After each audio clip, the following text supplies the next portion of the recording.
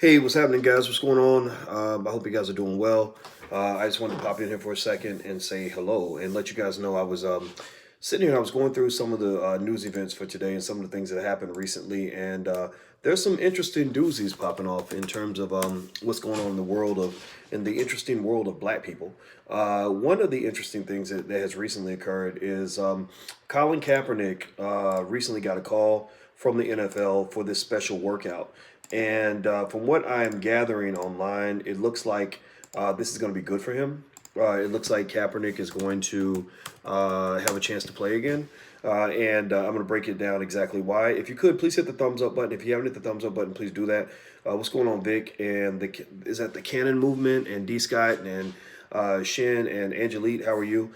And so here's what I'm through my research, basically, I'm concluding. Kaepernick is first of all, here's what's going on, and then we can kind of tell you what's going to happen after that. In case you didn't know, give me a yes or no if you knew this. Yes or no? Did you know that Kaepernick has been invited by the NFL to do a special workout? All the teams are invited. The league is hosting this workout. Give me a yes or no if you knew this was going on. Did you know this? Let's see. The NFL were losing views. Okay, I see a lot of yeses. Okay, yes, yes, yes. All right, Me Time Candle says yes. Tamika Ship, yes.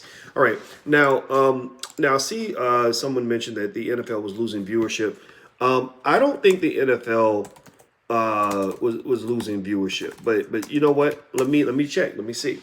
According to TV News Check, NFL viewership during the 2018-2019 season averaged 15.8 million per game on all networks, a gain of 5%. A gain of 5%. So the NFL is not losing views. According to Forbes magazine, viewership of the NFL, of the National Football League probably will rise this season as outrage over player protests. Blah blah blah blah blah blah blah. What's the date of this article? So, well, this is back in August though. This is August. So they said according to TV News Check, NFL viewership during the 2018-2019 season averaged 15.8 million per game on all networks, a gain of 5%. The NFL's broadcast partners, NBC, CBS, and Walt Disney, ESPN, each saw gains. Now, let me see if I can find something more recent because I feel like it's not fair to talk about something from 3 months ago. Let's see here. You know what? Let's see. I'm looking here. Here's another one from October. This is a month ago, so it's not completely, like it's not like it's yesterday, but it's certainly not as old as the other article. So let's see here. According to CNN Business, the NFL has so far kept up with a ratings boost that started a season ago. 1 month into its 2019 season, the league's viewership is up around 5% compared to this time last year, attracting an average of 16 million viewers across the league's network partners, according to Nielsen. The NFL's viewership is also up 8% from 2017 and down 1% from 2016. So it seems like the smaller picture says that there's an increase, right? Because a lot of times we compare this year to the previous year. But if you look at the big picture, you can see that there is actually an overall 1% decline. So it's relatively flat, right? So it's not so much a matter of it dropping. It's really more of a matter of it not growing. And I can tell you with business, the way capitalism unfortunately works, which I'm not a capitalist, I'm not a big fan of capitalism, is that basically, when you don't have growth, that's almost the same as failure. So basically, I think that there are people there that probably feel like, hey, maybe we can have more viewers if we did some things differently. I don't know. So here's what's going on right now. So Kaepernick, after being sort of, basically blackballed from the league. I mean, they tried to say that, that he wasn't blackballed and it's all a figment of our imagination. But, we know when a black man's been blackballed. Some of y'all been blackballed. Y'all know what it feels like. I got blackballed from academia when I was fighting with Syracuse University, right? So is anybody ever, I think it should be a badge of honor. Are any black people in this room, have you ever been blackballed for being too black? Is there anybody in here who's ever been blackballed for being too black? Because I wear shirts like this because basically, when you black, you got different rules that apply to you. And okay, white ball. There you go. I like that term better. But yeah, okay, good. All the other blackball, all the other misfits, rejects from the white world laid out here. I think that's a badge of honor. I think that being radical enough to get them to ban you from a racist system is something to be proud of. Why? Well, because if a white supremacist system accepts you and loves you and rewards you and pays you lots of extra money, then that means something's probably wrong with you. Like it really says something negative about you. It doesn't, so if you're in Hollywood and you get all this, all these accolades and awards and they want to pay you extra and put you on every movie, I mean, you got to kind of look at yourself in the mirror and say, what am I doing to earn all this white love? Why is it that they love me so much? It's because number one, they don't see me as being any sort of a threat to the establishment. And number two, they actually might think of me as an asset to the establishment. Kind of like how in every movie they'll have like the gay black man in the movie, right? I don't know if I was watching what was that movie Alicia and I were watching? It's a show called The Morning Show that's on Apple Plus, and we were checking it out. And there's a brother in there, and I said, he's probably feminine if he's working at a news organization. Most brothers who are masculine don't get those jobs. And lo and behold, suddenly he shows up with his white boyfriend, and I'm like, oh, now it makes sense. Now the circle is complete. Now it's full. Right now the agenda is in full circle. So anyway, the agenda is real. We know how it works. Y'all know what it is. And y'all know I'm not making it up. So do I think Denzel has this problem? Denzel is an anomaly, actually. I don't know. I don't know Denzel as a person. I'm not going to speak on Denzel because I do not know him and I cannot explain his private life because he doesn't really talk much in public. So I'm not going to say I have no interest in speaking down on Denzel at all. So anyway, here's what so Kaepernick is working out for these teams. Basically the analysis is that I was kind of not sure. When I heard about the workouts, I was like, okay, is this a bunch of bullshit? Like, are they just, going to bring him in so they can say they brought him in? Because I've seen that where people will interview someone just to say that they did it, but they have no intention of giving them the job. They have no intention of giving them any sort of, fair shake. And ultimately what went down was, was basically in my research, I heard arguments that actually made sense in the sense of saying, if you think about it, before they called Cap for these workouts, he was out of the news cycle. The situation was done. The NFL wasn't getting heat anymore. Most of the boycott was over. People weren't talking about Cap. But then suddenly the NFL, voluntarily says, hey, come on, Cap, come work out with us. And then they tell the world, they tell the media, hey, media, we're about to work out Kaepernick. Come on, y'all want to watch this, right? And, why would they do that? Why would they do that if they were going to bring him in and then piss you off by rejecting him, right? Why would they do that, right? And basically the other thing that's interesting about this is that NFL workouts don't usually happen like that. They don't happen where the league calls in one player and invites all the teams to watch that one player work out. That never happens. They have, individual teams that will say, hey, my name is Joe. I'm the assistant wide receivers coach at the Cincinnati Bengals, and we'd like to invite you in for a workout. So the Bengals will call you in, or the Cowboys will call you in, or you go work out for the Ravens, right? And in this case, so it's kind of strange that they did that. And so the argument being made is that the reason that they're having Kaepernick work out for everybody at once, as opposed to individual teams, is because no individual team wants to take the hit from the bad PR that will come if they reject Kaepernick. So if they bring Cap in and it doesn't work out and they say, hey, Cap's got to go, we don't want him, or we're not interested, then they don't want to deal with the backlash from their individual fans. But whereas the league as a whole can just say, hey, the whole, Kaepernick came in and, the whole league didn't want him and we thought about it, but don't worry about it. Go look at them, right? So you're kind of spreading the risk. In fact, in finance, we have a term for that. It's called risk sharing. That's why some decisions are better made as a group so that so the individual does not take accountability, and some individuals are better done, or some decisions are better made by an individual. So for example, with Comcast and Byron Allen, one of the things I liked about Byron Allen's argument today after he went to the Supreme Court is that he started naming specific names of specific individuals that work with Comcast as opposed to talking about Comcast as a whole. Because if he gets us to believe that Comcast is the devil, that's going to have a consequence, but it's not going to be that great. But if he gets, you to know that Dick Smith is the devil, right? Whoever the person is, right? It then becomes, Dick becomes very sensitive, like, oh, wait, why y'all talking about me? Why y'all, and then Dick, if he's got the power to make a decision, will go and make a different decision, right? So ultimately, I think that what they're doing is they're doing this tryout as a group so that no individual team takes all the heat if they don't like what they see. But basically, with Kaepernick being in shape and being ready to play, and the NFL needing quarterbacks, by the way, lots of teams need quarterbacks. He's got a lot of interest from a lot of teams. I think that there are great teams out there that could use a good quarterback. I think that I don't know if he's going to get put on a good team. I mean, I think if you have a good team, I don't know if I'd want to throw him out there on a good team, but like the 49ers, actually, his old team, they're the best team in the NFL right now. And I'd love to have him in there instead of the quarterback they have, but they're not going to do that. So it'll be interesting to see how it plays out. I think he's going to come back. I think the team that is brave enough to sign him is going to see a boost in their revenue and a boost in their viewership.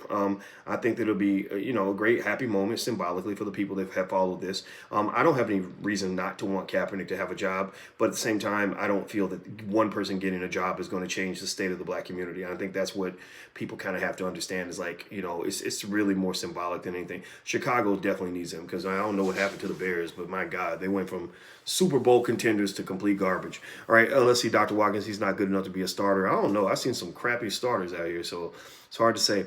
Let's see. I booked my flight for the wedding, for the weekend of the wedding. What hotel should I book for safety precautions? There's a hotel, South Loop, I think, South Loop Hotel.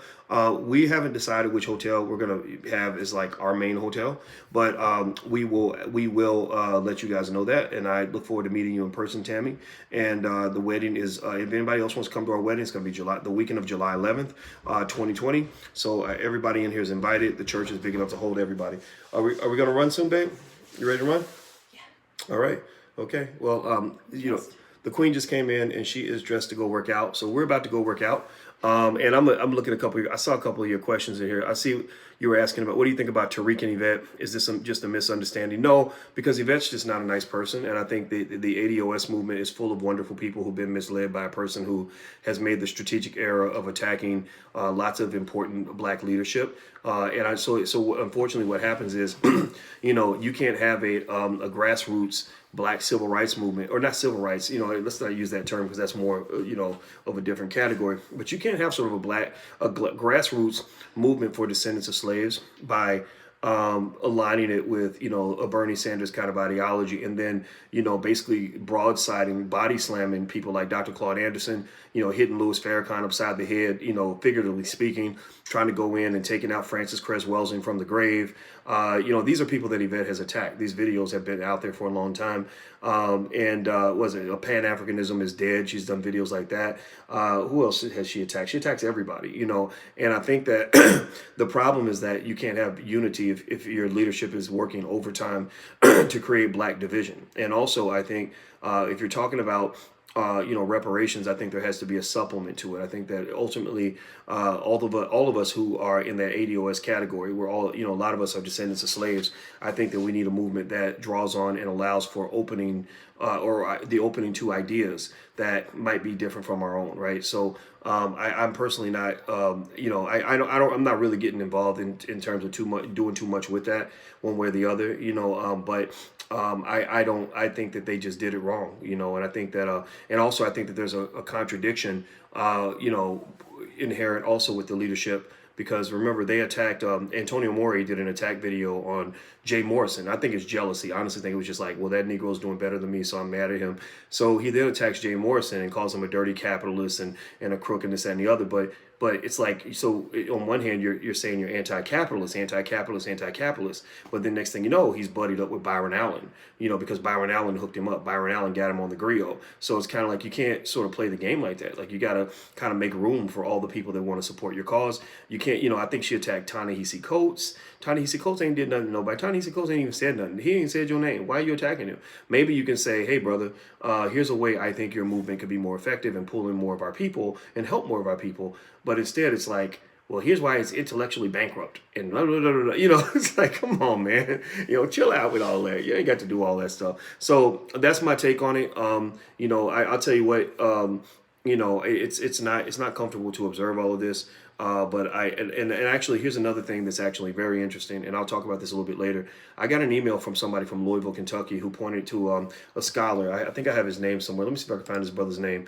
And basically, and I'm going to talk to this lady to find out what she what she has, where this, what the documentation on this is. But basically, she's making an interesting argument to say that even the whole ADOS movement was hijacked from an elder black scholar who's not getting credit for his work. There's a brother. Let me see if I can find her email. And I'm gonna talk to you guys about this a little bit more later because I think it was very sad. He's basically not very internet savvy, and her argument is that that Yvette and Tone kind of I guess conspiring with I don't know if she named Pastor Kevin Cosby, who's the pastor that where they hosted the ADOS conference. I'm not going to say his name on this one way or the other because I don't want to believe this is true. But basically, this lady named Stephanie Beverly sent a very long message, and she said basically the ADOS identity was stolen by a scholar by the name of Norris Shelton, Norris Shelton. So go Google Norris Shelton. He says, hi, Boyce Watkins. I'm just going to go and read some of this to you guys. I'm going to read it more in a full discussion a little bit later, but I'll just read you what I have. It says, I've been following you in your recent fallout with Yvette. It seems that Tone and Yvette are making enemies at every turn and alienating ADOS.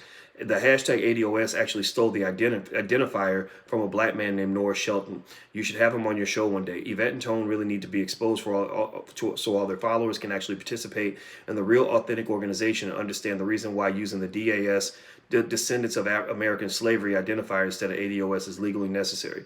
Norris Shelton founded American Descendants of Slaves, Inc. So it's a company, American Descendants of Slaves, Inc., and wrote many books on the topic. His website, he has a website here. I'll share the website in the bio so you guys can kind of go take a look. He's got a Facebook page up. DAS is Norris Shelton's life work, and Yvette and Tone have practically stolen all of his terminology and ideology as it relates to American Descendants of Slaves and changed the name to hashtag ADOS. I've also attached a photo of Mr. Shelton. He resides in Louisville, Kentucky, and graduated from Simmons College this year. The church in Kentucky where Yvette and Tone had the 2019 ADOS conference is actually headed by the pastor who assisted Yvette and Tone in stealing Norris's intellectual property and claiming it as their own.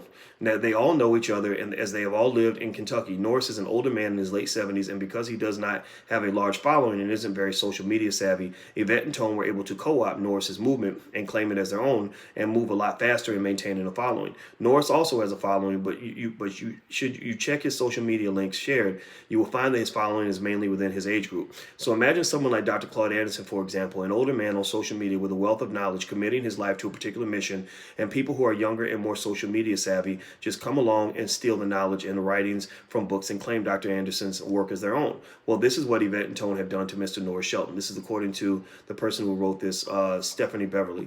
And so there's more here. She says Norris Shelton also created a flag for descendants of slaves. And let's see here. She says she actually argues that the term DAS, with descendants of American slavery, is a better identifier because she claims it's better for the reparations battle. It's actually closer to the legal name discussed in Norris's book. Our legal name in America is American slave by Yvette and Tone using ADOS. This is the incorrect terminology, letting the perpetrator off. So anyway, there's more to it here. And I'm going to really kind of talk to this lady, Stephanie. Her name is Stephanie, what is her name? Stephanie Beverly. And I'm going to, and the brother's name is Norris Shelton. And Norris Shelton is the scholar. And so I encourage you guys to go look it up. I'm not telling you that it is what it is one way or the other.